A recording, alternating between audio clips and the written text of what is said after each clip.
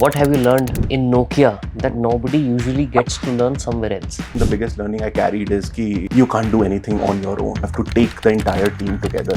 If a 20-year-old wants to learn about backpacker community, कि backpacker होता क्या है? Backpacker hostels का इजाद हुआ यूरोप में to allow young professionals or young students who are still not earning a lot but traveling for a long period of time to get access to these services. So if a 20-year-old wants to start a backpacker hostel chain today, what top 2 or 3 challenges they can expect on their way that may happen?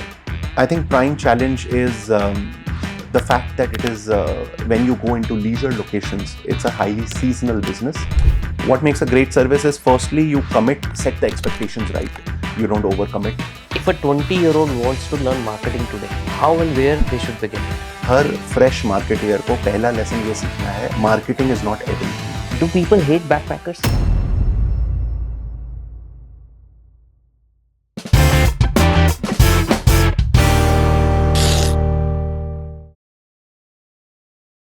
हाय पंकज, कैसे हैं आप? बिल्कुल बढ़िया.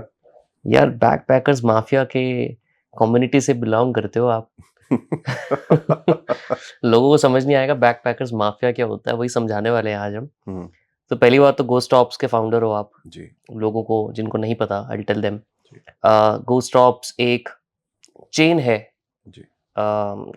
Hostels की chain बोल सकते हैं हम उसको. Backpacker hostel chain, backpacker hostel brand. Correct. जी. आप कहीं पे भी चले जाओ, नैनीताल, ऋषिकेश, बहुत सारी ऐसी ट्रैवलर लोकेशंस जो होती हैं, वहां पे गोस्ट स्टॉप्स आपको मोस्ट ऑफ द लोकेशंस में मिल जाएगा. जी.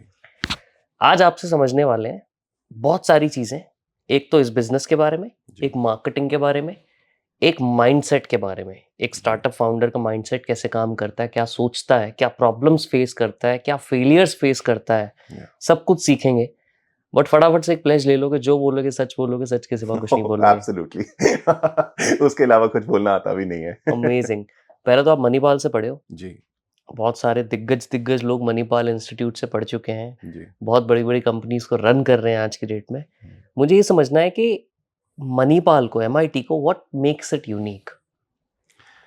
I think I'm sure everyone will say कि मेरा कॉलेज सबसे यूनिक था. Everyone has fond memories of their college. So do I. What made Manipal unique for me is the fact कि बहुत ही multicultural environment है. एक पूरा student town है in the middle of nowhere. उसमें मेडिकल कॉलेज भी है, उसमें प्रिंटिंग कॉलेज भी है, उसमें इंजीनियरिंग कॉलेज भी है, और ना जाने कितने नेशनैलिटीज से लोग. पहली बार मैं मिला इतने सारे लोगों के साथ. UAE से, साउथ ईस्ट एशिया से, इंडिया में, नॉर्थ इंडिया से, साउथ इंडिया से. मैं तो हमेशा नॉर्थ इंडिया में पढ़ा. तो वो मल्टीकल्चरल एनवायरनमेंट आई थिंक एकदम से मेरे लिए बहुत आई ओपनिंग था.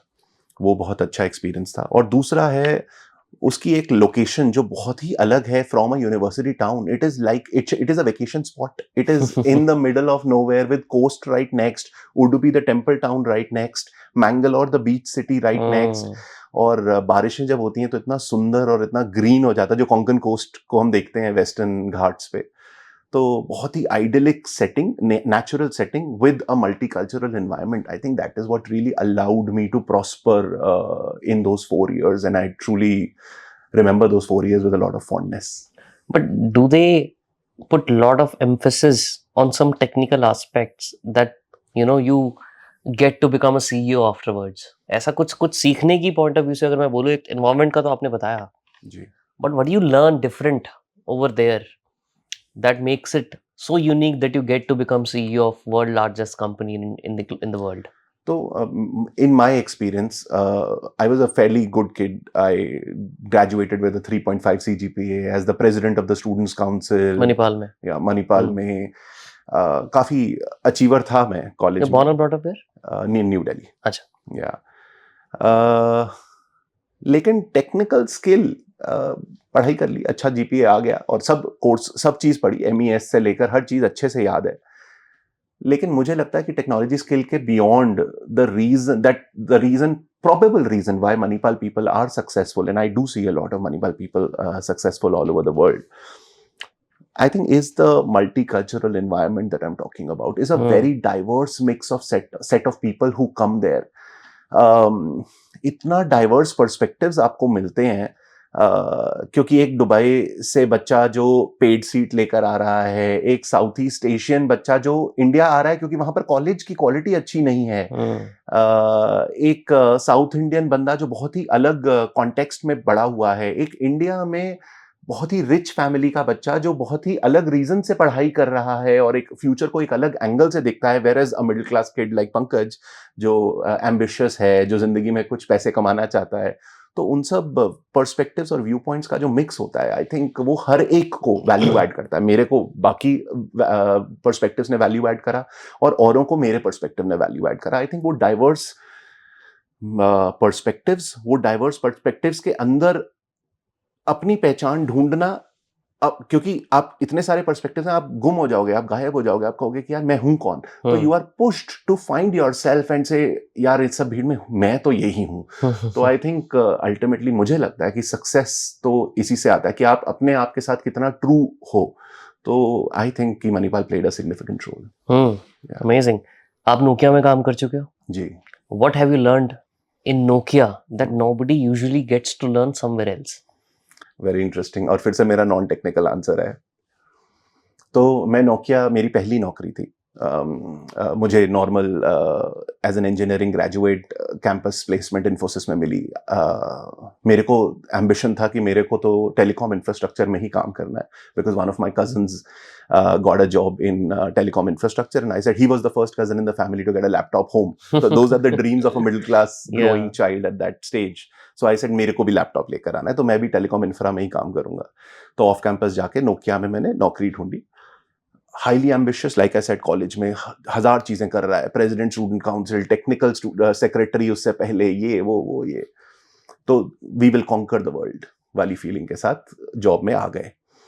Highly capable.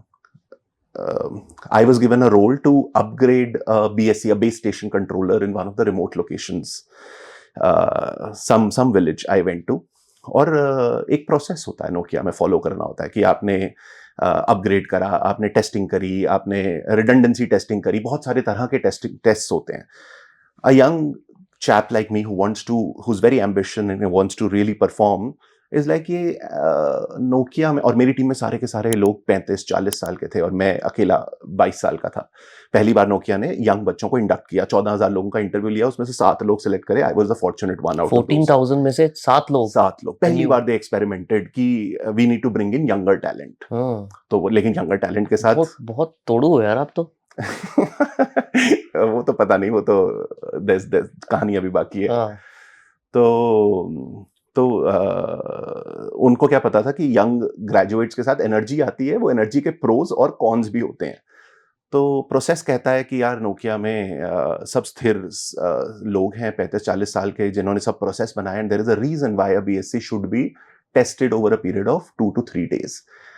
The ambitious kid that was Pankaj wanted to do this, complete this in one night. Complete करके वापस आ गए, and my boss called me into a room. I thought appreciation मिलेगा, डांट मिली कि यार ये क्या तुमने करा, तुमने एक रात में कैसे इसको कंप्लीट कर दिया, ये कोई तरीका थोड़ी ना है, प्रोसेस होता है। मैंने कहा सर मैंने प्रोसेस पूरा फॉलो करा है। ही सेड अच्छा ठीक है, देखते हैं अगर तुमने प्रोसेस फॉलो करा है, अगर कुछ भी गलत होगा तो तुम सॉर्ट करोगे उसको। गलती आई, जो बॉर्डर केस होता है 0.01% का बॉर्डर केस होता है, वो उसी केस में आया, and I struggled and I leaned on other people to solve it. I think the biggest learning and this is the incident that sort of stayed in my mind from Nokia, and I think the biggest learning I carried is कि जितने भी आप talented हो, जितने भी आप ambitious हो, जितने भी आप capable हो, you can't do anything on your own. You have to work with people. You have to take the entire team together. And there was a reason why it was a 2-3 day process, because हर बारी ideal conditions आपको मिल गए, लेकिन सबको नहीं मिलेंगे। सबकी family है, हजारों और चीजें हैं, सब बंदे एक रात को ही पहुंच कर, और आप करनाल जाके एक रात को चलो टेस्टिंग कर दी, लेकिन अगर आपको चिंतापल्ली जाना है आंध्र प्रदेश में, जिसमें ट्रैवलिंग टाइम ज्यादा है, you will not be able to do it ना। So you have to set a certain benchmark and do it according to that. तो आई थिंक थोड़ी स्थिरता, थोड़ी रिक्वायरमेंट की कैसे लोगों के साथ काम करा जाता है। There is a reason you work with averages, you push the averages a little bit, but you take everyone's reality together. I think that was a young graduate from Manipal learning something new from Nokia. आपने GoStops first company that you started? GoStops is the first company. And you started a backpacker hostel chain, जी दुनिया को जिसको नहीं पता, hmm, if a 20-year-old wants to learn hmm, about backpacker community कि जी backpacker होता क्या है, थोड़ा तो पहले वो बताओ। करेक्ट। तो इस बिजनेस के बारे में मुझे और मेरी को फाउंडर पल्लवी, हम दोनों को भी बिल्कुल पता नहीं था। 2011 I and Pallavi got married. 2012 we traveled to Europe because one of my colleagues from Nokia said कि यार मैं ना हर साल यूरोप ट्रैवल करता हूँ, would you like to tag along? I said हाँ यार बिल्कुल, आप चलो, हमारे लिए बुकिंग कर देना। What did I know that he will book us in hostels in Europe? अच्छा, I had never stayed in hostels, and thank God that I said yes to that trip. अलग अलग तरह के हॉस्टल्स में हम लोग रुके, एंड आई पर्टिकुलरली रिमेंबर कि साल्जबर्ग करके एक शहर था इन ऑस्ट्रिया में, जिसमें एक हॉस्टल में हम रुके और शाम को आए थे और एक कॉमन एरिया से आवाज़ें आ रही थी और वहाँ बैठे और वहाँ पे यंग इंटर्न्स थे कॉलेज के, जो टेट्रा पैक वाले जूसेस जो होते हैं उनके साथ कॉकटेल्स बना के लोगों को सर्व कर रहे थे 5-5 यूरो में या 1-1 यूरो में। या और आई थिंक हमने भी 1-2 ड्रिंक पी और सब लोग एक दूसरे से ऐसे ओपनली बातें कर रहे थे, पता नहीं कौन कौन सी कंट्री से, और एक बंदा आ गया और फटाफट दोस्त बन गया और बता रहा कि मेरी गर्लफ्रेंड के साथ आज मेरी ये लड़ाई हुई, ये हुआ, ये हुआ। I distinctly remember we were sitting on that bar stool when Pallavi said, Pankaj, we should have this in India. I said, Pallavi, कैसी बात कर रही हो you यार? guys were dating at that time We or were married at that you were time. married? Yeah. Oh. I said, Pallavi, ये कैसा फितूर है? मतलब hotels बहुत सारे हैं इंडिया में. Why do you want to start another hotel in India? Yeah. She said, you tell me any hotel in India Where you in get which this you can culture. meet people Yeah. and you can make a friend. There are tables where there are set of 4 people who are sitting, who don't want to look at each other, and the environment is not such and the design is not such that you must interact with other people. So where is a social hotel in India? मैंने It's a फिर भी बहुत good way you put it, social hotel. social hotel, that is what Yeah. it is. But I still did not feel very passionately about that idea at that time. I said, ये शायद drunk हैं, बोल रही हैं, कुछ नहीं करेंगी. She came back, she quit her job, she searched for a property in Varanasi, she started one. I still kept my job in Ericsson. We saw 3-4 महीने में it was operationally positive, it was making money like crazy. There was a latent demand of foreign backpackers who already knew what hostels were and they were filling us up. तो backpacker hostel जो concept हम Europe से India लेकर आए, क्योंकि हमें लगा कि जब हम जवान थे तब अगर हमारे पास होता तो हमारा ट्रैवलिंग एक्सपीरियंस बेहतर होता, जो हमने यूरोप में सीखा, यूरोप में बैकपैकर हॉस्टल उस चीज को बोलते हैं कि स्कूल के बाद या कॉलेज के बाद, स्कूल के बाद बिफोर योर कॉलेज या कॉलेज के बाद before your job, you take a gap year और गैप ईयर लेते हो और कहते हो, Everybody usually does that. a lot of people do in Europe. I think it's mainstream It's culture. more of a culture. Yeah. It's culture. To say कि मैं बच्चा ही तो हूँ और कौन सी होड़ है, कौन सी बहुत जल्दी है कि मेरे को लाइफ में बहुत कुछ अचीव करना है, और मेरे ऊपर इतने बड़े इंपॉर्टेंट डिसीजंस डाल दिए गए हैं कि अब इनफैक्ट 10th पे भी इतना इंपॉर्टेंट डिसीजन इंडिया में तो डाल दिया जाता है कि पीसीएम लूँ या ये लूँ या वो लूँ. तो यार थोड़ा ब्रेक बनता है. Let me just travel, and travel is the only way to find myself. Let me spend some time with myself and decide कि आज मैं क्या चीज, हो सकता है फिर भी मैं डिसीजन जो लूंगा वो गलत होगा, but let me give this enough weightage and let me just take an year and decide. So when you're traveling for this long duration of time, say 6 months or 1 year, you've got to stretch every penny. And you have to be frugal. You're on a student budget, right? So that is how backpacker hostels का इजाद हुआ Europe में, to allow young professionals or young students who are still not earning a lot but traveling for a long period of time to get access to these services. But when we brought it to India, obviously जो foreign backpackers India में आए थे उनको clearly पता था और वो आके भर दिए, लेकिन वो मार्केट बहुत छोटी है. तो हमने कहा यार इंडिया में बैकपैकिंग कल्चर ग्रो कर रहा है, इंडिया तो फाइनेंशियली फ्रीडम भी पा रहा है, फाइनेंशियली ग्रो कर रहा है, बट फिर भी इंडिया में बैकपैकिंग कल्चर एक सिग्निफिकेंट मार्केट बनने में टाइम लगेगा. It is on the rise, it is increasing, but today it is 1%, may be it will become 10% in 5, 7, 8 years. What year was this? This was 2014. Okay. So are we to say कि backpacker hostels का अभी India में time नहीं आया?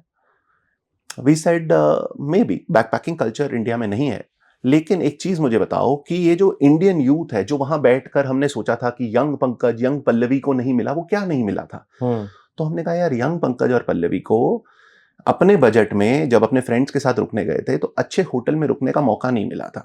उनको Paharganj, सडर street या कुछ सस्ते शेडी होटल्स में रुकने के लिए फोर्स कर दिया गया था.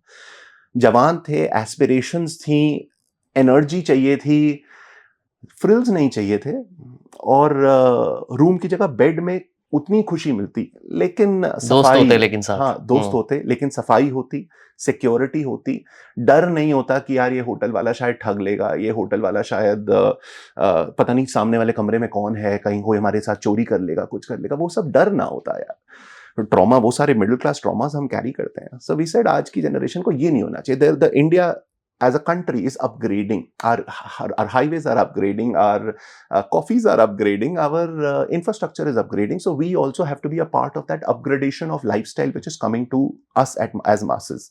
So we said कि ये जो यूरोप के यूथ का बैकपैकिंग हॉस्टल है, इसका फंडामेंटल क्या है? शेयरिंग इकोनॉमी, कि एक कमरे में आप बंक बेड्स डाल रहे हो, और एक कमरा 1500 रुपए देने की जगह आप 6-8 बेड डालकर, एक बेड बेचकर सबके लिए सस्ता कर रहे हो, और आप हायर एडीआर का हॉस्पिटैलिटी एसेट यूथ के बजट के अंदर अंदर ला पाओगे इस मॉडल को यूज करके। तो एडीआर एवरेज डेली रेट, एक दिन का आप कितना पैसा देते हो।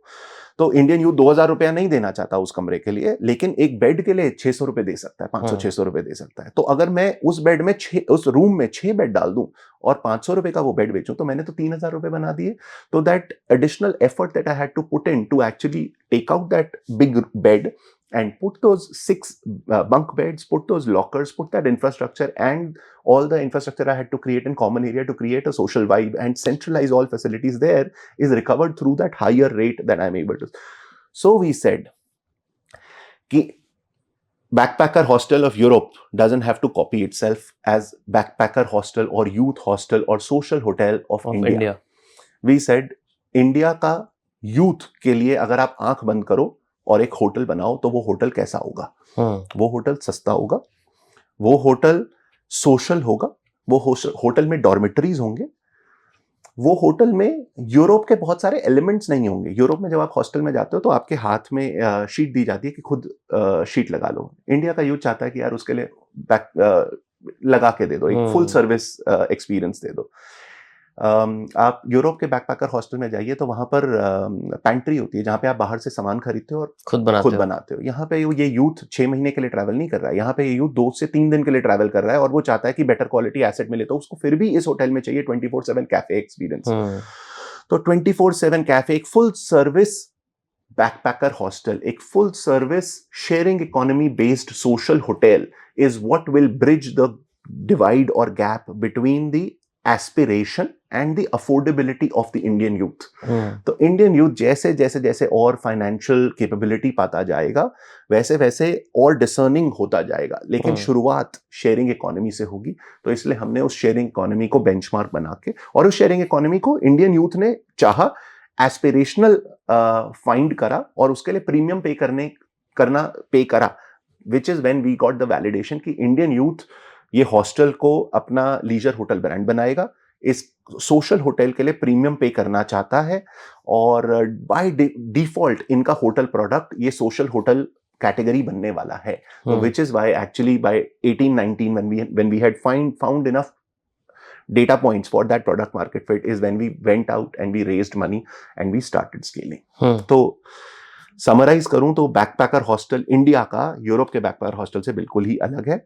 इंडिया का बैकपैकर हॉस्टल को आप इंडिया का सोशल यूथ होटल बोल सकते हैं। It's a full service social youth hotel, and that is how Indian youth likes to travel. Amazing. मुझे ये समझना है, आपने ना बीच में वाराणसी बोला, that you started from Varanasi. जी। Why Varanasi? So, or rather I would say, or ask you in a different way, if a 20-year-old wants to start a business today in this space, how they should be able to pick a location? हाँ, तो तब की reality और आज की reality में बहुत difference है। तब इंडिया में बैकपैकर हॉस्टल्स या यूथ हॉस्टल्स थे ही नहीं, देयर वाज 0 यूथ हॉस्टल्स।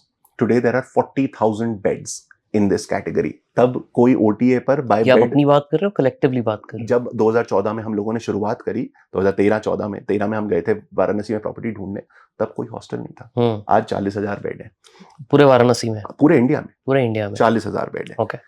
तो आज एक ये आज ये रिकग्नाइज्ड कैटेगरी है ऑफ अकोमोडेशन। तब कोई भी ओटीए, booking.com पे जाइए, मेक माई ट्रिप, गो आईबीबो, किसी के भी पास बाय बेड बेचने की कैपेबिलिटी नहीं थी।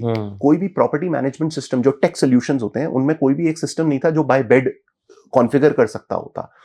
जब हमने पहली बार ओटीएस के साथ काम करा और उनको बोला यार एक काम करो, कमरे को बेड बोल देना लेकिन आप लिखो इसको यूनिट बोल दो, चलो यूनिट करके लिस्ट करो। तब उन्होंने लिस्ट तो कर दिया लेकिन यूथ को फिर भी हॉस्टल एज अ कैटेगरी तो पता नहीं था, कोई फिल्टर नहीं था। तो वो लोग एक फिल्टर यूज करते थे लेस देन 1000 रुपीज का फिल्टर, और उसमें फिर उनके पास सारे शेडी होटल्स आते थे और सडनली एक कलरफुल प्रोफेशनली लिस्टेड एक रेटिंग आती थी हाई रेटिंग के साथ, एंड दे वर लाइक यार ये बड़ा इंटरेस्टिंग लग रहा है, and then they would try it. और वो भी एक पूरा एक ड्यूरेशन था that had to be spent to educate the Indian youth about the existence of this category, right? And at that time, to pay your bills, you had to sustain yourself by actually hosting foreign backpackers. तो तब हमारा prime client शुरू में to make the lights, to pay for the lights, was the foreign backpacker. तो इसलिए तब choice of destination was focused on the foreign backpacker. अच्छा। तो तब foreign backpacker की destination चाहिए थी। दिल्ली हम अफोर्ड नहीं कर सकते थे क्योंकि पहला वेंचर था, कहाँ से पैसा लाएं दिल्ली में रियल एस्टेट अफोर्ड करने के लिए। दिल्ली से इजी कनेक्टिविटी की कोई ऐसी जगह सोचो जहां पर फॉरेन बैकपैकर आता हो और एक क्विंटेसेंशियल इंडियन एक्सपीरियंस हो कि यार आप चलिए बीचेस तो बाली में भी मिल जाएंगे, पहाड़ तो कहीं और भी मिल जाएंगे, लेकिन बनारस कहीं और नहीं मिलेगा। और जब आप ब्रांड शुरू कर रहे होते हो you also have to be very careful about कि यार मैं ये ब्रांड यहाँ से शुरुआत होगी, genesis of my brand is going to happen from this one product. So you don't want to leave a scope for your brand getting associated with any other value. You say that I want to associate the brand with a specific value, and is this the right location if I want to associate this with this value? So अगर मैं Manali choose करता या Pushkar choose करता, शायद और बहुत सारी hippie trail की लोकेशंस हैं, ये बहुत सारी और वैल्यूज के साथ एसोसिएट हो जाता, लेकिन वाराणसी वाज क्विंटेसेंशियली कल्चर। आप वाराणसी में कल्चर के अराउंड ही ब्रांड को एसोसिएट करोगे, तो इसलिए Varanasi was the obvious choice. Even though we have no background of ever working in UP, we had not done anything in Varanasi, we don't have any relatives from Varanasi, but we said we're going to start this from Varanasi. So you shifted yourself there? Pallavi shifted herself there. I kept my job with Ericsson, and like I said, by 6-7 months after the business was showing legs, is when I quit my job and I joined her. तो वहाँ पे आपने पहले एक lease पे place ली, उसको renovate किया अपने हिसाब से, correct, and then you started out. Correct. So मैं पूछता हूँ, पहले तो मुझे ये पूछना है, एक बहुत कम्युनिटी ने मुझे बोला कि यार ये पूछना जरूर आपसे, do people hate backpackers? Do some of the people hate backpackers if not all? तो डिपेंड करता है बैकपैकर किसको बोल रहे हैं, और हेट वेदर जस्टिफाइड है या नहीं है, उसमें may be a harsh word to use. हाँ, तो यार अब ये भी फैक्ट है, जितना भी डिनाई करो, कि हमारे देश में जब हम ग्रो कर रहे थे, आज तो चलिए ये सब प्रॉब्लम्स नहीं है, जब हम बाहर जाते थे तो डिस्क्रिमिनेशन थोड़ा बहुत होता ही था इंडियंस को। जब मैं लंदन पहली बार गया था तो आई फेल्ट वेरी ऑकवर्ड। एक कंट्री पब में गया था और लोग बड़े अजीब सी नज़रों से देख रहे थे। लेकिन हम उस टाइम पे जब अपने देश में भी ट्रैवल करते थे, मक्लॉयडगंज जाते थे या गोवा में जाते थे जहाँ रशियन फ्ली मार्केट्स होते थे, वहाँ पे भी हमें अजीब सी नज़रों से देखा जाता था, क्योंकि we were not the TG, so to say. Today, although Indians are the most highest paying customers, and you're given respect whether you travel globally or you travel anywhere within India.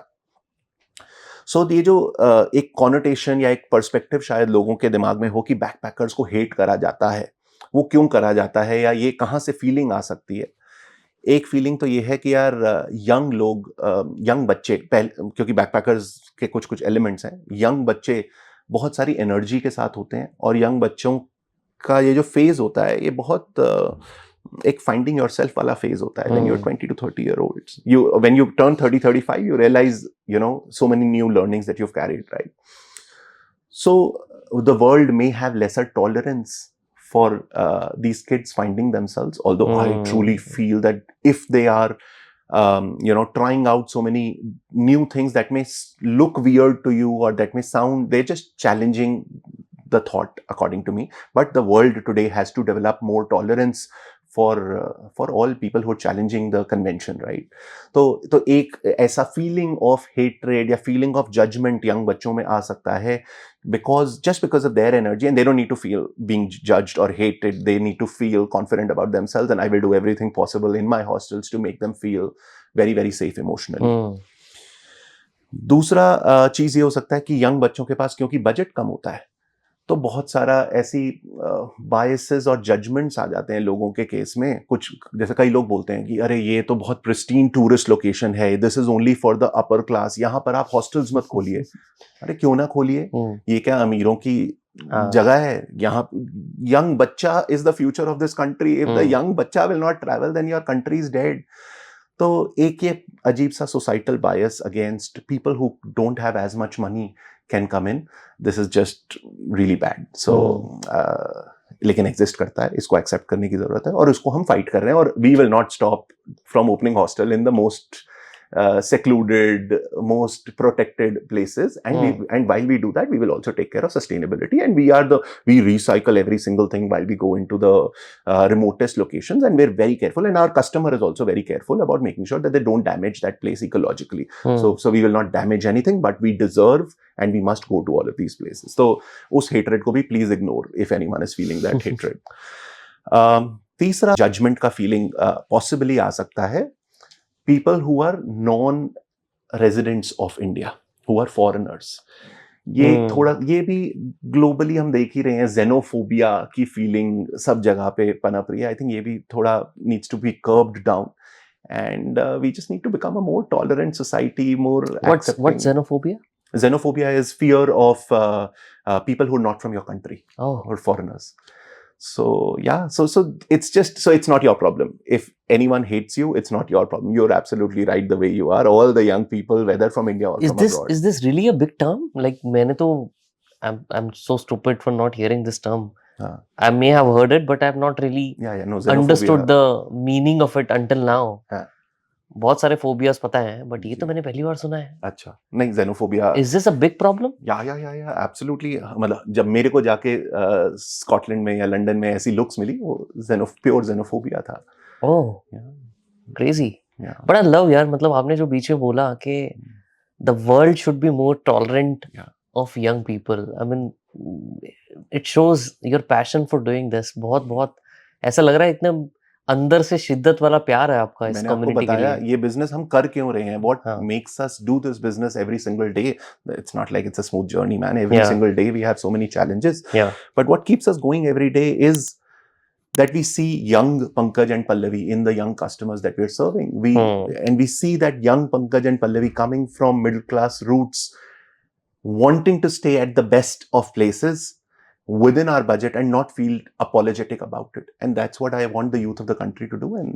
And that is why I said I want to be a part of the nation building, of the renovation of the infrastructure of the entire country that is happening, and that is our aim, and that is what we're doing. Amazing. हमने अच्छी बातें तो बहुत कर ली।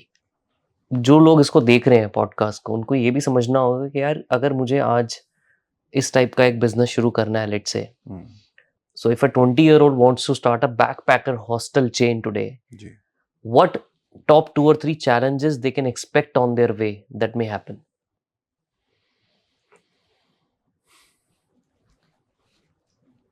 So backpacker hostel, it's nothing else but a social hotel, like I said. I think prime challenge is the fact that it is when you go into leisure locations, it's a highly seasonal business, and it depends on a lot of factors that are out of your control, such as nature. So what is very important that I would advise for any new young entrant who's starting a backpacker hostel or any other hotel format is to be very cognizant to factor all natural variations. और ये natural variations बढ़ ही रही हैं every year. Extreme हो रही है। या जब आप हीट वेव नहीं एक्सपेक्ट करते हो तो हीट वेव आ रही है, हीट वेव के बीच में ओले गिर रहे हैं और क्या क्या नहीं हो रहा है। So you need to factor and have enough financial planning to buffer and to cater to all of these natural calamities which will affect the flow of traffic into your hotel. So the best of demand planning can go very wrong. So hence you must factor that when you plan for a backpacker hostel. उसके अलावा कोई challenges नहीं है। उसके अलावा normal process में learnings होती हैं कि बिल्डिंग कैसे चूज करनी चाहिए। पहली बिल्डिंग में आप मे बी सबसे बेस्ट सिविल नहीं ढूंढेंगे या सबसे बेस्ट पानी की कैपेसिटी नहीं ढूंढेंगे। You will not understand the plumbing, electricity load etcetera, but you will learn along the way. I think the only thing is that you must survive while you sort of set this business up so that you can take all of these learnings and grow from there. तो survival में कहीं भी ये natural calamity वाला aspect नहीं आना चाहिए, इसलिए you need to always have buffer and solid financial planning when you're starting a backpacker hostel. How much money normally people would need if they want to start this business? अगर मुझे सिर्फ single social hotel खोलना है, single social hotel खोलना है, और single social hotel भी बहुत बड़ा पहला नहीं खोलेंगे, पहला खोलेंगे आप बहुत छोटा सा ही, लेट्स से 10 कमरे का प्रॉपर्टी, 9-10 कमरे का प्रॉपर्टी, जिसमें हर रूम में 3-4 बेड्स होंगे। नहीं, से 10 कमरों में से आप 6-7 कमरे को बंक बेड कन्वर्ट करेंगे, जो बड़े वाले कमरे होंगे, और उन बड़े वाले कमरों में आप 6 बंक बेड्स या 8 बंक बेड्स डालेंगे। तो अगर 6 का भी एवरेज लिया तो आपने अराउंड 40 बेड्स, हाँ 40 बेड्स हो गए, तो 40 बेड के आसपास का आप हॉस्टल खोलेंगे। उसमें including the security deposit that you will have to give to the landlord, the investment that will go in putting up the bunk beds, lockers, common area का सारा infrastructure etcetera, and initial ramp up होगा तो आप negative EBITDA के through go through करेंगे पहले 2-3 महीना। I think 30-40 hostel का 30-40 बेड का हॉस्टल बनाने में what you will need is about 20-25 lakh rupees. 20-25. Yeah. And how much runway it will give you? Oh, it's a profitable business, so you have forever runway. It generates cash. How long it takes usually to get to profit?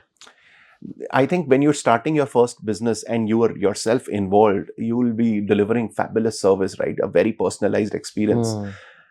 ये market में demand बहुत ही ज्यादा है, तो Google के sales के लोग हैं, बहुत सारी सेल्स फोर्स है उनकी, और सिंगापुर बेस्ड उनके सेल्स हेडक्वार्टर्स हैं, तो वो लोग they obviously come to us on a quarterly basis and they like, यार आप लोग गूगल पे एडवर्टाइजिंग क्यों नहीं करते हैं, आप लोग मेटा पे पैसा क्यों नहीं खर्चते हैं। हम उनको ये बताते हैं कि यार ये मार्केट में डिमांड क्रिएट करने की जरूरत ही नहीं है, तो मैं क्यों गूगल और मेटा पे पैसा खर्चूं।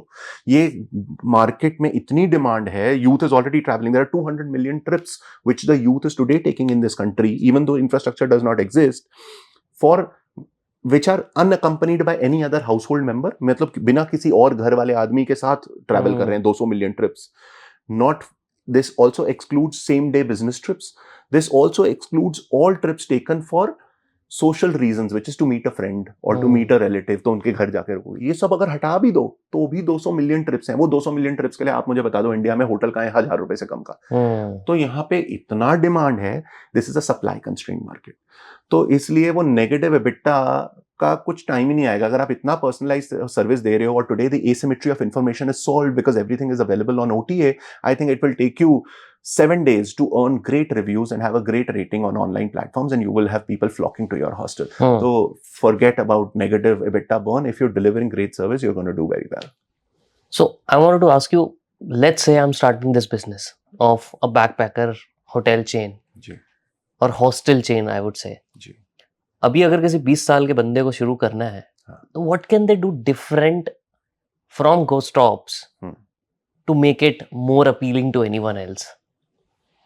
अब अगर वो मुझे पता होता तो मैं Ghost Stops में कर चुका होता। मतलब I would not be starting another Ghost Stops, right? Yeah. You are already there. No, but you should.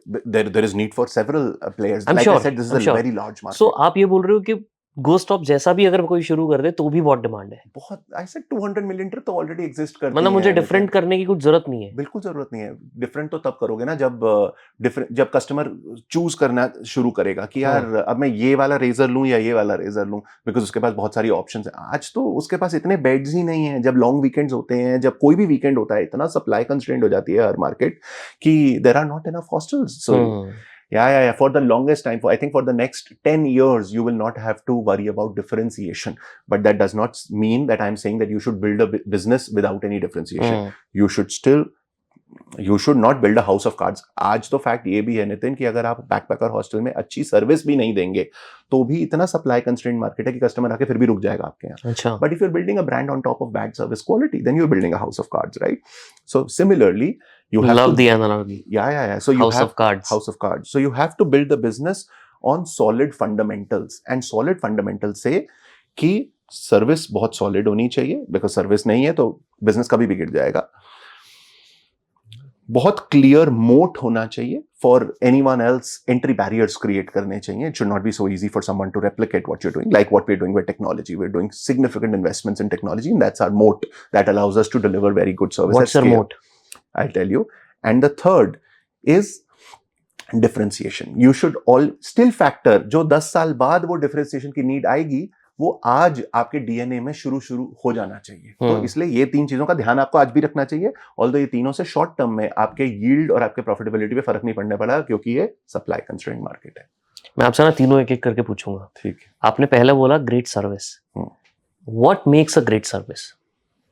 What makes a great service is, firstly, you commit the right, set the expectations right.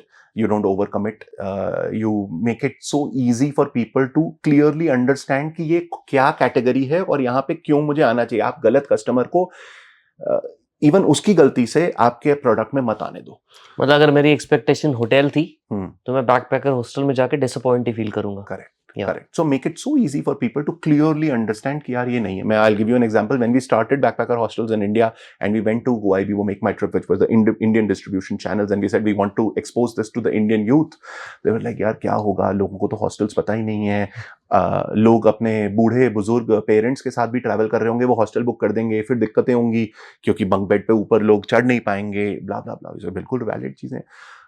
We obviously content में हमने जितना clear लिख सकते थे लिखा, लेकिन फिर भी लोगों को जो समझ आता है, गलतियां हो जाती हैं लोगों से। जैसे ही हमारे पास बुकिंग आती थी, automatically an email used to go out to these people saying we want to let you know what you've gotten yourself into. That was the title of that email. That even though you've booked, we just want to be sure that you've booked it for the right reasons. Let me explain it to you again कि यहाँ पे ये दिक्कतें आ सकती हैं। तो अगर आपने गलत कारण से बुक करा है, please just reply to this email. We will offer you free cancellation. So first aspect of delivering great customer service is be very transparent and set the right expectations. Second is walk the talk.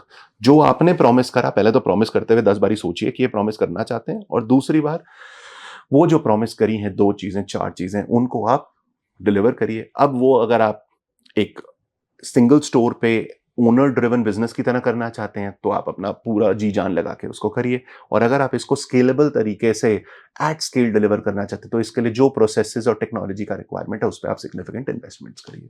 Perfect. दूसरा मुझे पूछना है कि मोट जो आप बता रहे थे, moat for the people who don't know what moat is, you can call it a competitive advantage over others. Ji.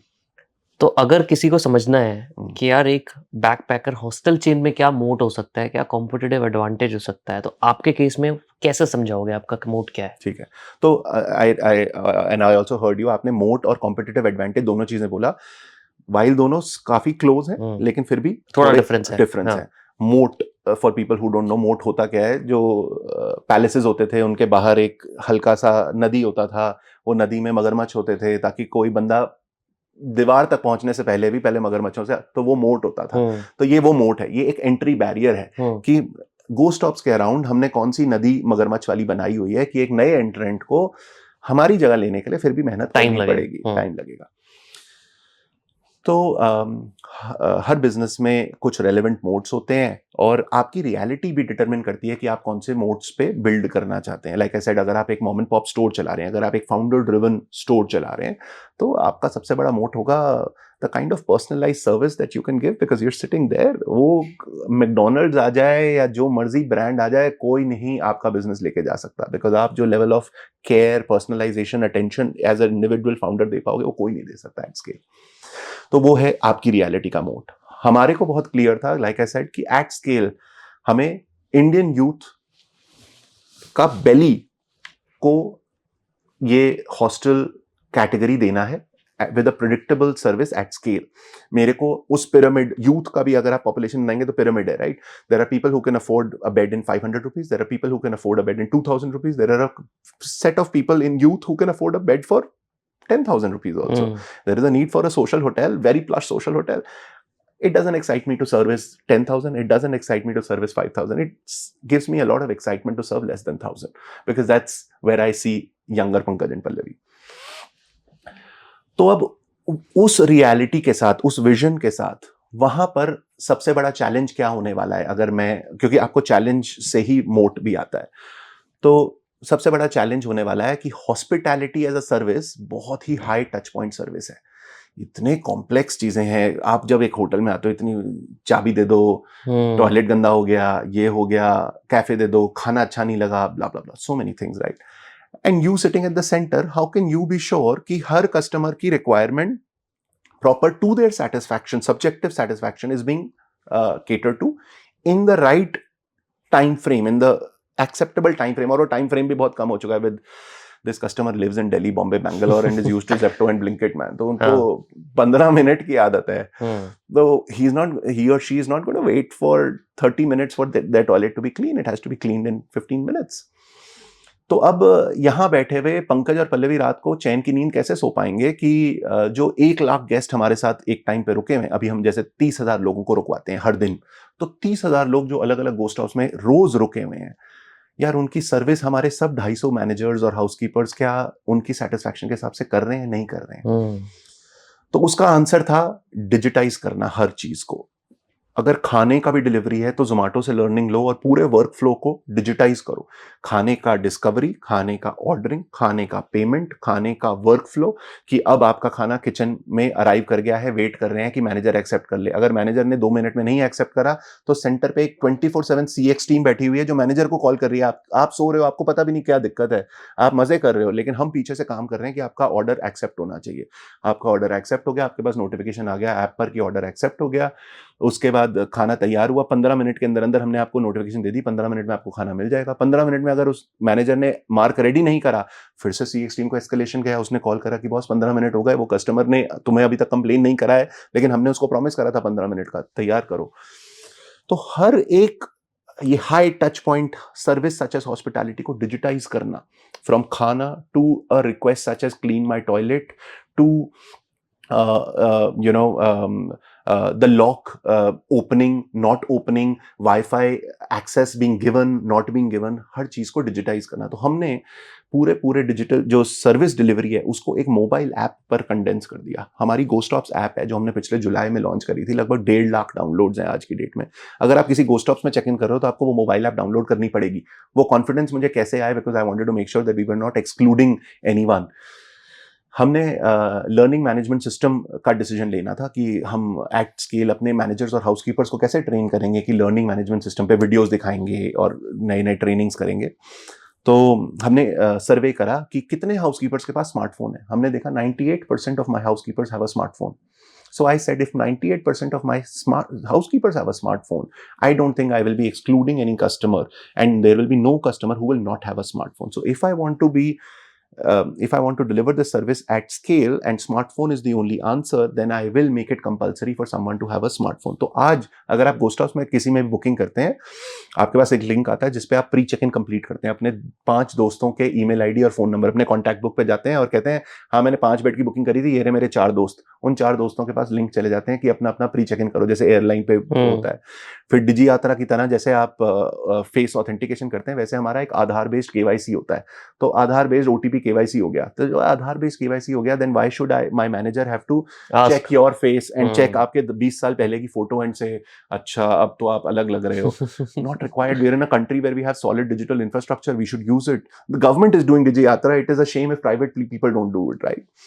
So we do that उसी ऐप पर, बिकॉज मैंने अब KYC कर मन दिया कर रहा सुनते रहो आपको बस। उसी ऐप पर हमने KYC कर लिया है। KYC करके आपके दरवाजे की चाबी एक डिजिटल इंक्रिप्टेड की आपके मोबाइल फोन पर आ जाती है। रात को 12 बजे जिस दिन आपको चेक इन करना है उसमें आ जाता है 202 आपका 202B आपका बेड है और उसकी चाबी आपके फोन पे आ गई है। आप दरवाजे पे जाना 202 के सामने और स्वाइप करना, दरवाजा खुल जाएगा। This is what happens in all our ghost house right now. खाने का ऑर्डर ऑटोमेटिकली POS के साथ लिंक्ड, एक्चुअल अवेलेबिलिटी के साथ आपके उस पर आ जाएगा। तो अगर आप ऋषिकेश जा रहे हो तो नॉनवेज मेन्यू अपने आप दिखना बंद हो जाएगा, अगर आप कहीं और जा रहे हो तो नॉनवेज मेन्यू दिखना शुरू हो जाएगा। आप डिस्कवर करिए, ऑर्डर करिए, UPI से पे करिए और खाने का पूरा वर्क फ्लो शुरू हो जाएगा। एक चैट रूम ओपन हो जाता है जिसमें you don't even have to wait for the physical common area to interact with other people. इनसे कोई शाम को मेरे साथ बियर पिएगा या कोई कल सुबह मेरे साथ आगरा की कैब का खर्चा शेयर करेगा। आप वो डिजिटल कॉमन एरिया जिसमें सिर्फ current residents of the hostels हैं, उसमें आप बात ऑलरेडी डाल दीजिए कि यार कोई मेरे साथ कल की आगरा का खर्चा शेयर करेगा। और सेम टिकटिंग सिस्टम आपके ऐप पर आ जाता है, जिसमें आप टिकट रेस करो और मैनेजर के ऐप पर आ जाता है 15 मिनट के अंदर अंदर मुझे रिजॉल्व करना है, 14 मिनट 59 सेकंड के अंदर अंदर all your complaints are getting resolve. So the entire hospitality service delivery is condensed into a digital workflow and condensed between two apps which are in your hand and the manager's app. And hence Pankaj and Pallavi sitting here can sleep in peace because उनको daily basis पे by minute and by month ये data clearly मिलता है कि 30,000 लोग daily हमारे यहाँ रुके, उसमें से पूरे महीने में सिर्फ 2,000 टिकट्स रेज हुई, मतलब 2,000 ऐसी चीजें हुई जिनमें लोगों को कुछ इंटरवेंशन की जरूरत थी, और उसमें 95% tickets were resolved in less than 15 minutes which is the ideal service time. तो अगर मुझे ये डेटा मिल रहा है एंड आई नो कि वो बाकी 5% रिजॉल्व करने के लिए there is an escalation matrix which is easily accessible to the consumer, I can sleep in peace and I feel that I can scale this. तो अब ये सारा इंफ्रास्ट्रक्चर बनाने के लिए जो हर महीने हम सिग्निफिकेंट इन्वेस्टमेंट्स करते हैं वो हमारा मोट है, क्योंकि ये सिर्फ कोड नहीं है, इस कोड के अलावा बहुत ही इन डेप्थ कंज्यूमर अंडरस्टैंडिंग है.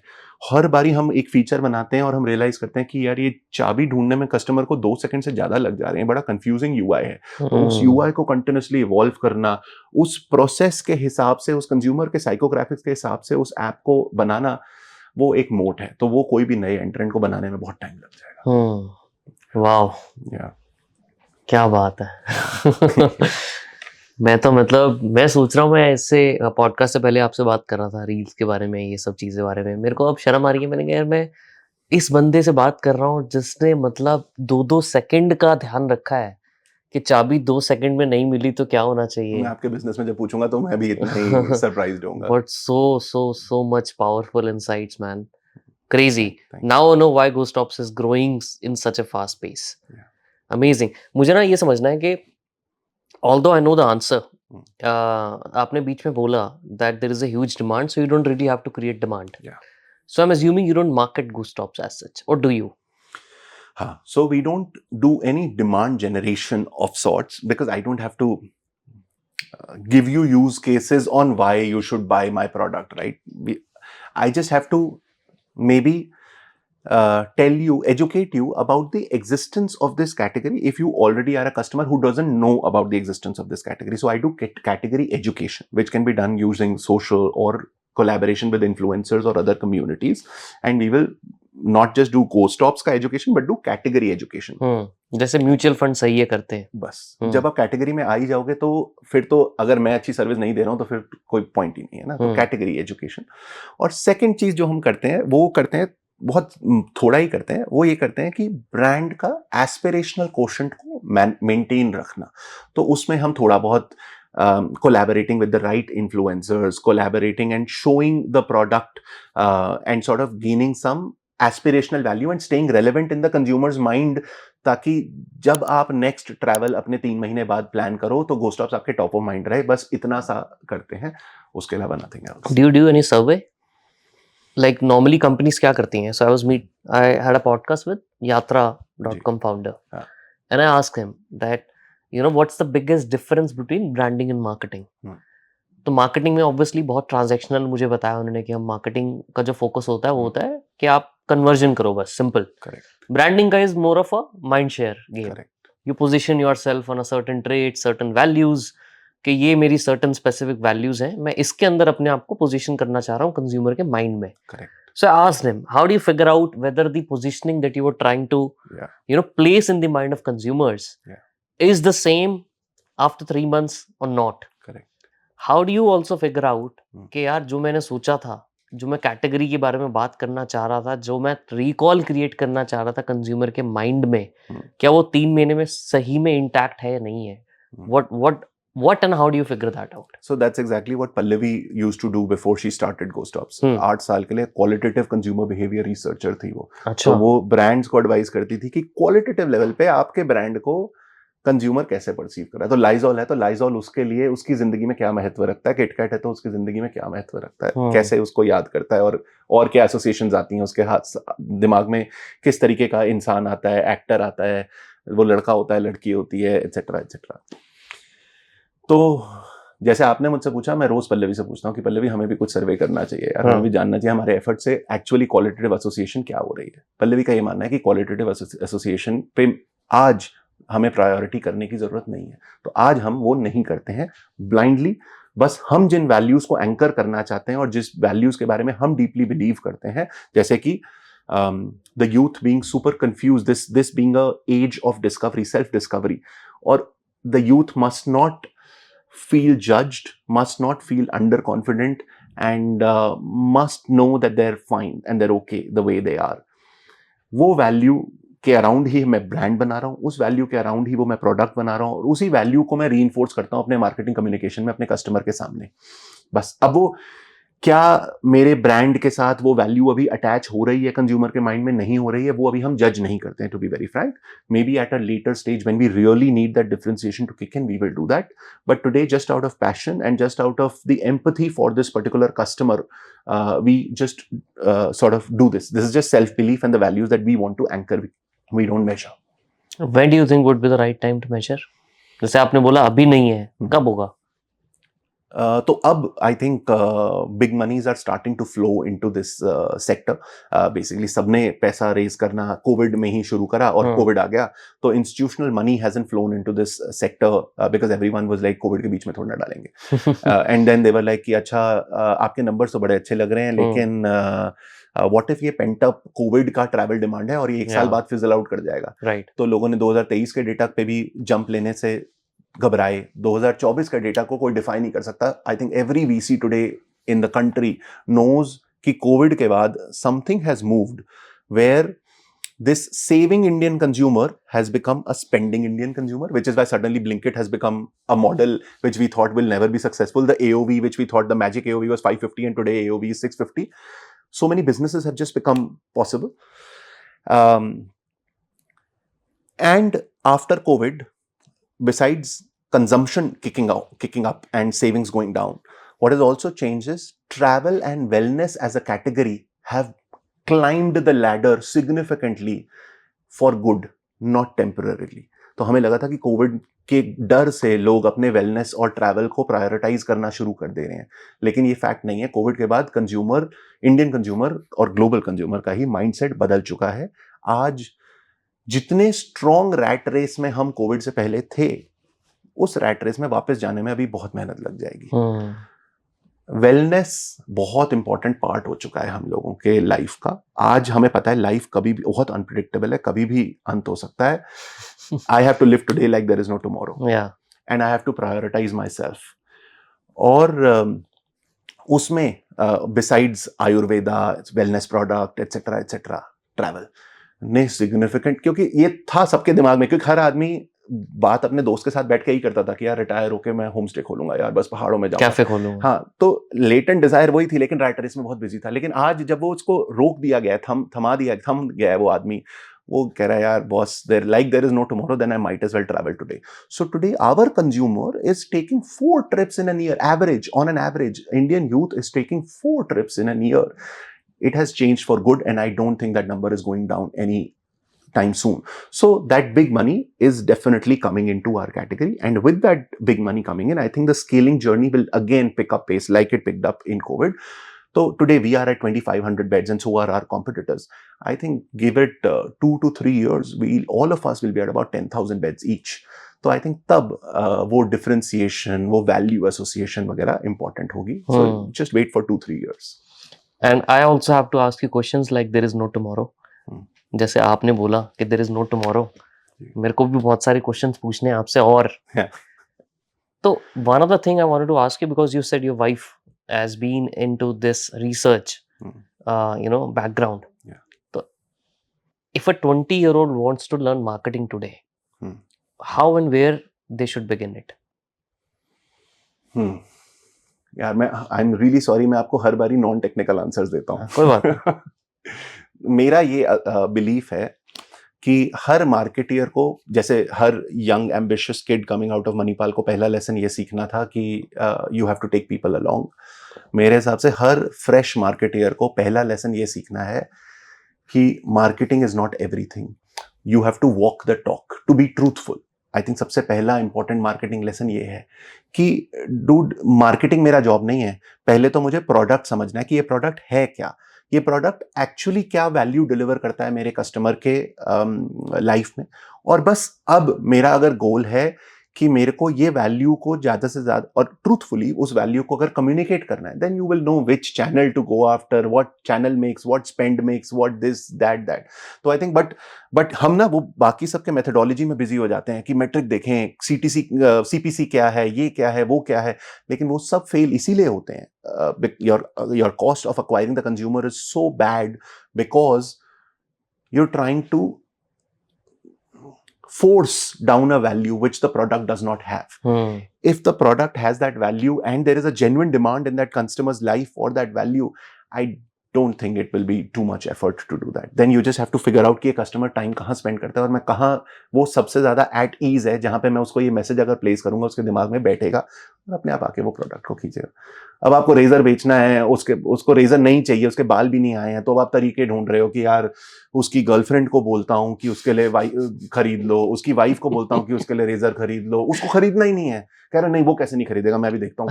मतलब यार डोंट डू दैट. दूसरा मुझे ये समझना है कि on continuing what you have answered, ठीक है, मार्केटिंग समझ में आ गई कि कैसे सीखना चाहिए, क्या अप्रोच लेनी चाहिए, but what if someone doesn't know the difference between marketing and sales? There is a huge difference between both. Correct. What exactly is the difference as per you that a 20-year-old, 30-year-old should know about marketing and sales?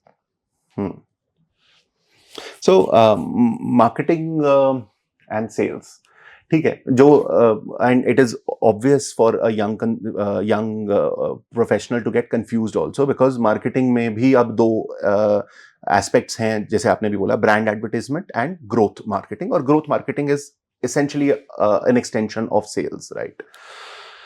So sales is about converting, is about maximum possible consumers that you can reach out to and sell to them in short period of time. So clearly sale will have to happen at a certain moment of the consumer's life when he is or she is ready for a sale. तो अब आप अगर for example let's say you want to sell temporary hair color, अब consumer mall में घूम रहा है, jeans खरीदने गया है, अब आप उसको बोलो कि यार मैंने पॉपअप स्टोर यहाँ पे लगाया है और मैं चाहता हूँ कि आप टेम्पररी हेयर कलर ट्राई करो. It's not going to happen. वो बिजी है, वो बेचारे लाइफ में बड़ी मुश्किल से उसने टाइम निकाला है, अपनी गर्लफ्रेंड के साथ घूमने आया है, उसके बाद की मूवी बुकड है, अब आप उसको कह रहे हो उसके बीच में temporary hair colour. Obviously that is not, but you can do a sale there provided you are positioned in a particular mall where your TG consumer, which is the young consumer, who's the adventurous consumer, and probably in between two malls also, don't go to the premium mall, go to the little mass market mall, और उस mass market mall में भी go to a mall which has more youth oriented brands, और वहाँ पे आप sale conduct कर पाओगे. अब यही चीज आपको marketing करनी है. You want people who don't know about temporary hair color to suddenly discover temporary hair color and create that category, right? And come into that TAM, so as to say, you want to expand TAM. उसमें you go to a Go Stops and you say Go Stops में गोवा में ये customer बिल्कुल relax तरीके से बैठा हुआ है और 3 दिन के लिए घूमने आया है और एक अपने रोजमर्रा की टेंशन को छोड़ के रिलैक्स्ड और एक एडवेंचरस वाइब के साथ, इसीलिए एडवेंचरस प्रोडक्ट भी चुना है उसने, आया है. यहां पे एक्सपेरिमेंटेशन के लिए बेस्ट मोमेंट है. You set up a pop-up store in a Go Stops. Just when the person has finished his rafting or her rafting, you say, hey, do you think you might want to try out this hair color? I think this color will look great on you. And you educate that consumer about this temporary hair color and you tell them that this hair color can go away at any time when you don't like, and you can choose this according to the color, which is the mood of the season that you're in, and make them fall in love with the category. उसके बाद वो बार बार आपके mall पे, आपकी website पे, आपके app पे आके खरीदता जाएगा. तो यही डिफरेंस है बस मार्केटिंग और सेल के बीच में. And as long as the goal is clear, as long as the understanding of the consumer and their life is clear, I think it is very easy to do a sale और a marketing. Wow. Coming back to go stops, you see, क्योंकि end में आपने बात की, what stops you from growing? So nothing stops us from growing actually, and we have kept growing. We're a cockroach business. We just keep growing. I think what अभी कितने 2,500 beds is what we're at, 32 locations. We didn't raise any money for the last 1 year because we wanted to work on our technology and leadership. So we said, and so called funding winter was also going on. We said कि यार ये time पे हम ये मोट बनाते हैं, तो हमने वो मोट बनाया और हमने कहा अगर नेक्स्ट फेज ऑफ ग्रोथ पे जाना है तो आप जाके पैसे तो रेज कर लोगे सीरीज ए और आप कहोगे मैं 2500 से 10,000 बेड पहुंच जाऊंगा, लेकिन वो 10,000 बेड पे लोगों की सर्विस डिलीवर हो रही है, उसका वही वो पीस ऑफ माइंड की स्लीप आएगी कैसे? तो उसके लिए पहले टेक रेडी करना पड़ेगा ना. You will not get tech ready as you are scaling. So we said we're going to spend this 1 year in doing. So even while we were doing this, even while we were not raising any capital, we still grew by 1.5x. So 50% year on year growth हमने फिर भी कर दी. What stops us from growing rapidly is access to capital. So like I said, the larger, so we did not raise any capital pre-COVID. COVID से just पहले हमने capital raise करी, COVID आ गया. COVID भी हमें नहीं मार पाया. COVID जैसे ही अगस्त 2020 में रीसर्फेस करा और हमने कहा यार सबसे पहले तो अगर कोई ट्रैवल करेगा तो वो यूथ है और वो तो हमारा कंज्यूमर है, तो ये तो हमारा टाइम है एक्सपैंड करने का. We kept raising $1 million every 6 months and we went from 150 beds to 2,500 beds. तो in कितने टाइम में? एक साल में? 3 years. 3 years. Yeah, so almost 16-20x growth in 3 years. अब इसके बाद 2500 बेड के बाद ग्रो करने के लिए अगला पड़ाव है 1 to 10, राइट, विच इज 2500 से 10,000. तो वो कैपिटल के लिए for VCs to build that conviction and to have clear data indicating कि हाँ कंज्यूमर प्रेफरेंस चेंज हो गया है, ये इंडियन कंज्यूमर अब स्पेंड करने को तैयार है और ट्रैवल कहीं नहीं जा रहा, तो वो time is now. So which is why now with that access to, and I think all of us in the category are now raising funds, Series A. And with all of us raising funds, I think we will scale even more rapidly than 50% CAGR that I just talked about. Yeah. What's the revenue that you are in currently? We're at 50 crore annual revenue. 50 crore. Okay, amazing. मुझे ना 2-3 सवाल और पूछने हैं आपसे, which is to understand your mindset. Yeah. First of all, I wanted to know what GoStops has given you more than money. Money तो अभी दिया नहीं है. और क्या पाया GoStops से? तो GoStops ने बहुत कुछ दिया है. आई थिंक सबसे पहली चीज जो GoStops ने दी है वो है, और business usually entrepreneurs, I know everyone believes और बाद में आके बहुत इंटेलिजेंट स्टोरीज हम सब सुनाते हैं, लेकिन फैक्ट ये है कि जब बिजनेस शुरू होता है तो वो करेज और पागलपन के मिक्स से होता है. तो वो करेज और पागलपन के मिक्स में जब बिजनेस को हमने शुरू करा तो ये नहीं सोचा था कि यार कितना मुश्किल होगा एक अपने स्पाउस के साथ बिजनेस को बिल्ड करना. आई थिंक ये जो 10 years of creating this category वाला टाइम है, it has given very intense period of going through so many lows and highs in this business, which has really strengthened my relationship with my co-founder and my partner for life. वो कभी नहीं हो पाता अगर वो अपनी job में होती, मैं अपनी जॉब में होता, हम कभी टुगेदर ये सारे लोज को फेस ना करते. तो वो जो हमारी रिलेशनशिप को स्ट्रेंथन करा है इसने, एंड पता नहीं क्या किस तरीके से एक ब्यूटीफुली हम अब प्रोफेशनल और पर्सनल को डिवाइड करना सीख गए हैं, स्विच करना सीख गए हैं, और deepest respect for each other, professional and personal and at so many other levels, right, कि यार ये आदमी तो टूटता ही नहीं है. तो वो वाली रिस्पेक्ट इस जर्नी की वजह से आई है. दूसरा I think significant learnings, life lessons and learnings that you go through, कि घबराते बहुत हैं जब हम जॉब में होते हैं. we're very scared, and not to say that today I don't get scared, I get scared a lot. When you go through this roller coaster of a journey creating the startup, I think you go through enough times when you're at a near death experience and then you come out of it. अब उसको पागलपन बोले या जो भी बोले, पर एक बिलीफ आ जाता है कि nothing can kill you. तो वो एक करेज कि अगर ये चीज इंपॉर्टेंट है मेरे लाइफ में और मेरे को करनी है, तो अब जितना भी ये फियरफुल लग रहा है, I can't be scared, because मैं इतने नियर डेथ एक्सपीरियंस से निकल चुका हूं, देख लेंगे इसको, लेकिन इसको करना तो है, because like I said, you realise life is there is no tomorrow, so you must do what you must do. उसके अलावा I think just two points of satisfaction why I do this business, besides the pot of gold at the end of the rainbow, is the fact that it creates jobs. The first guard we recruited in Varanasi is today, did not speak English, is today an operation manager in the company. So नहीं, आप वो so continue. creating those jobs at scale.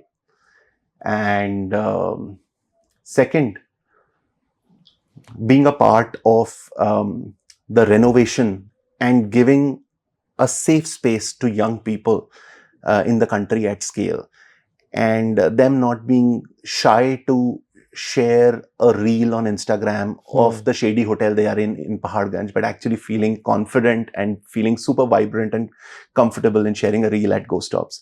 I think यही points of satisfaction है. आपने ना बीच में एक बात बोली, I get scared a lot, right? What scares you?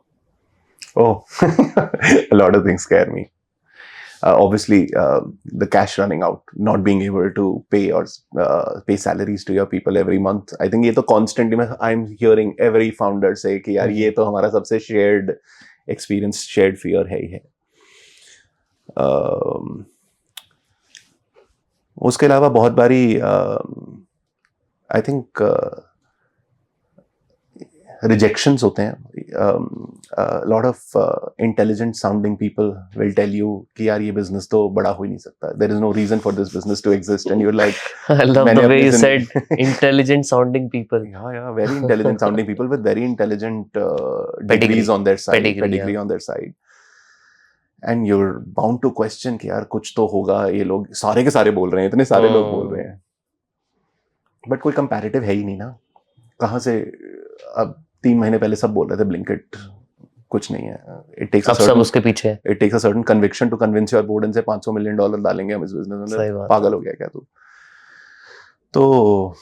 तो क्या मैं अपने क्या हर बारी जब इंटेलिजेंट साउंडिंग पीपल ऐसा बोलते हैं तो you sort of go back to the drawing board or go back to your co-founder and say कि यार क्या हम पिछले 10 साल बर्बाद कर दिए हमने जिंदगी के. Then you sort of go back and decide क्यों कर रहे हैं हम, exactly क्यों कर रहे हैं, क्या कारण है, क्या डेटा पॉइंट्स हैं जो ये लोग नहीं देख पा रहे हैं. And like हाँ यार नहीं सही लग रहा है तो इसको तो छोड़ नहीं सकते. तो वो एक फियर होता है कि क्या पूरी जिंदगी हमने इसके पीछे लगा के गलती कर दी कोई. बिजनेस में तो बस यही 2 फियर्स हैं. आई डोंट थिंक और कोई फियर है.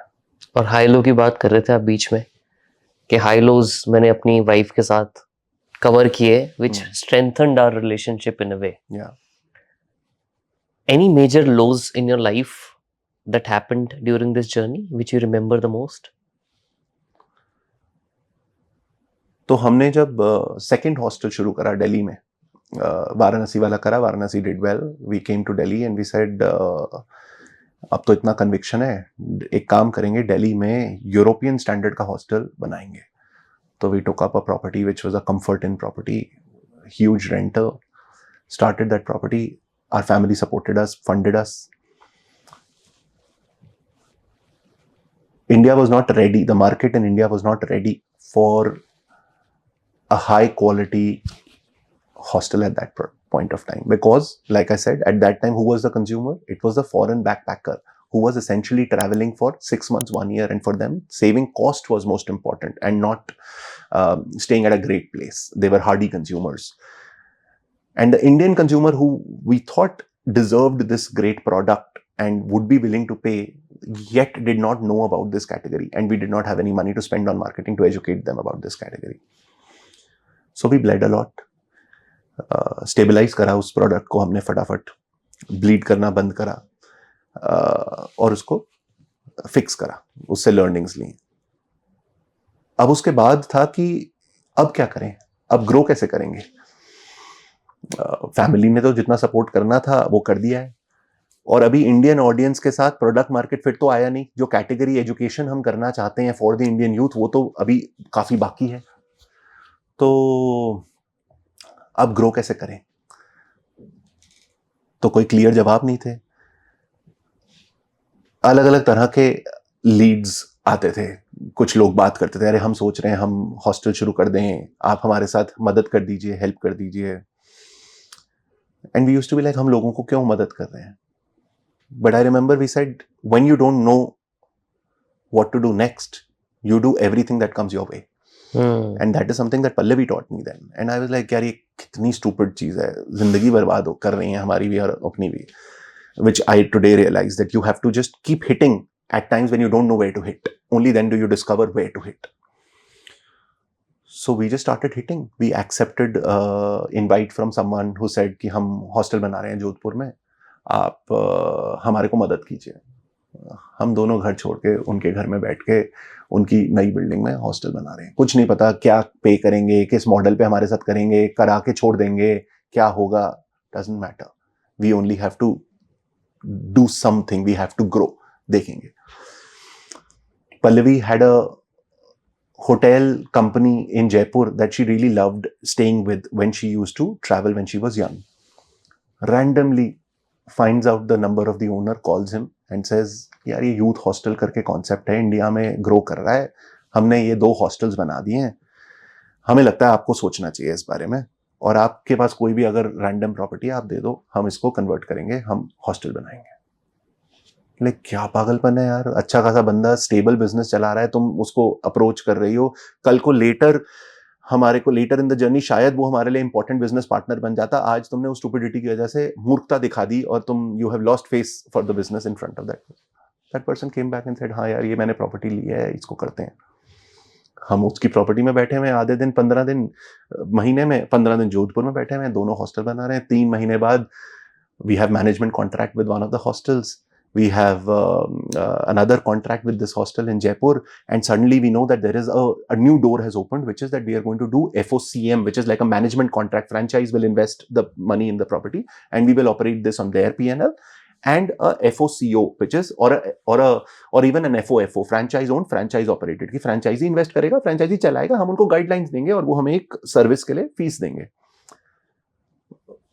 Suddenly 2 roads of expansion open हो गए और उसके थ्रू हमने एक्सपैंड करा. So that phase of not knowing कि अब हम कैसे ग्रो करेंगे, टू स्टिल फिगरिंग आउट कि ग्रो करेंगे, और उस टाइम पे even though you don't agree with each other, still putting your faith in the other person and saying if I don't know let me go with this person, या there is a reason that this person is my cofounder.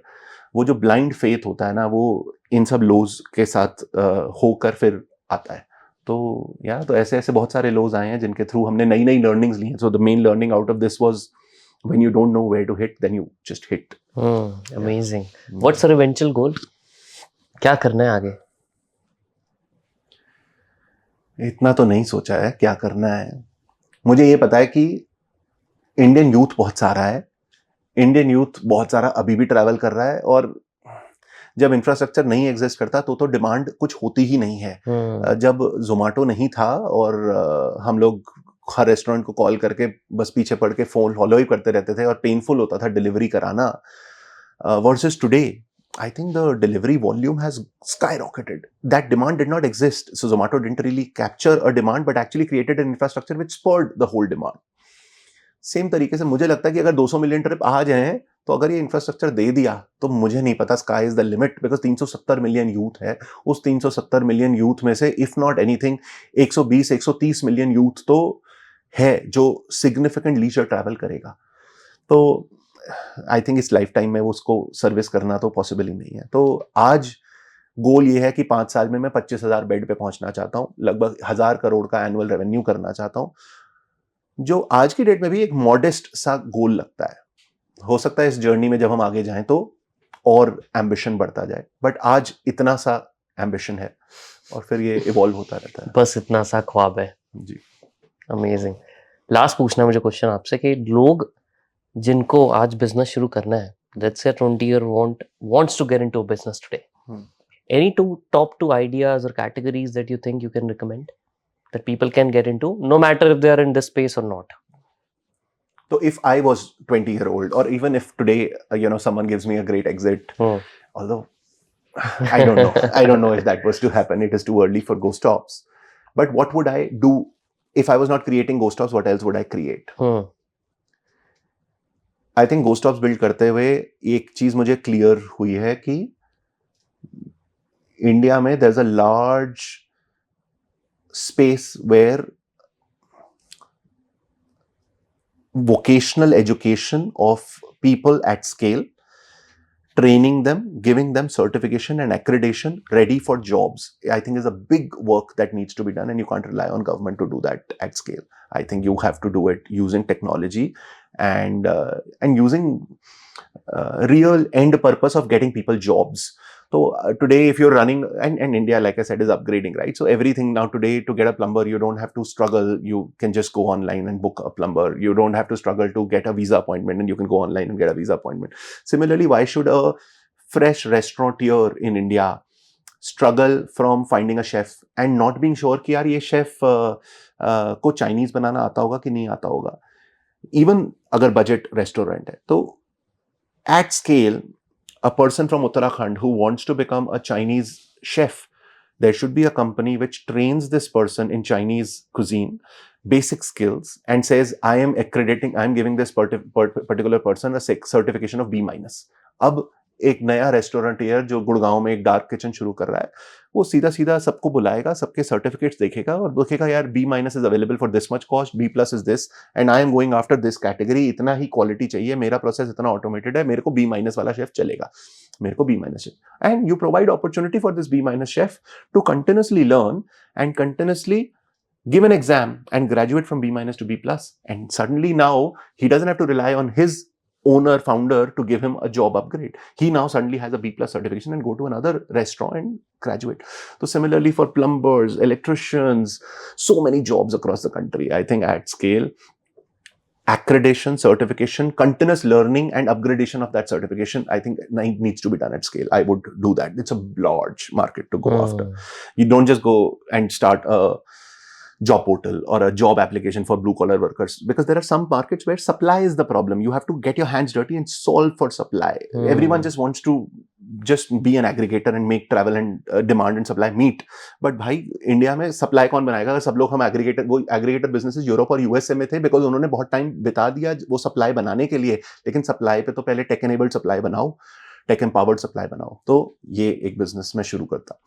दूसरा, आज India की reality के हिसाब से suddenly time has come where, and why does Ghost Stops work? Why does a social hotel work? Because loneliness is real, because families have become small, everyone has individualized expression, people don't want to have large commitments, and the size of an average family in India is going down.